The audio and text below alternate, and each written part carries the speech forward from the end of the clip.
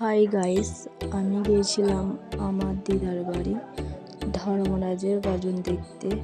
আর ওখান থেকে আমি চলে গিয়েছিলাম স্কুল মাঠে, কারণ বাবা ধর্মরাজ নিজ স্থান থেকে স্কুল মাঠে যায়, কারণ ওখানে আর একটা আসল স্থান আছে। আর ওখান থেকে আমরা গিয়েছিলাম। ধর্মরাজ বাবার আসার আগে আমরা সবাই মিলে ওই স্কুল মাঠে পৌঁছে গিয়েছিলাম, কারণ আগে থেকে না গেলে ওখানে জায়গা পেতাম না। আর তোমরা দেখতেই পাচ্ছ কত লোক হয়েছে। বৃষ্টি পড়ছিল, কিন্তু বৃষ্টি একটু থামার পরই লোকজন আসা আরম্ভ করে। আর ওই দেখো ধর্মরাজ বাবা চলে এসছে, আর ঢাকিরাও ধর্মরাজ বাবার পিছুতে ঢাক বাজিয়ে ঘুরছে, কারণ ধর্মরাজ বাবা এলে ওকে ছুটিয়েই নিয়ে আসতে হয়।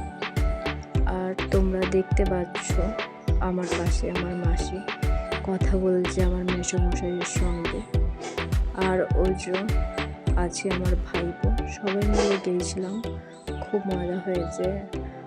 আর হচ্ছে যে অনেক রাত হয়ে গিয়েছিল, তো সেই জন্য ঠিকঠাক বোঝা যাচ্ছিল না। তোমাদেরকে বাবা ধর্মরাজকে ঠিকঠাক আমি দেখাতে পারিনি, যতটুকু পেরেছি ততটুকু দেখাচ্ছি। আর ওদিকে বাজি ফাটবে বলে আমরা দাঁড়িয়েছিলাম দেখার জন্য, আর বাবা ধর্মরাজও এসছে।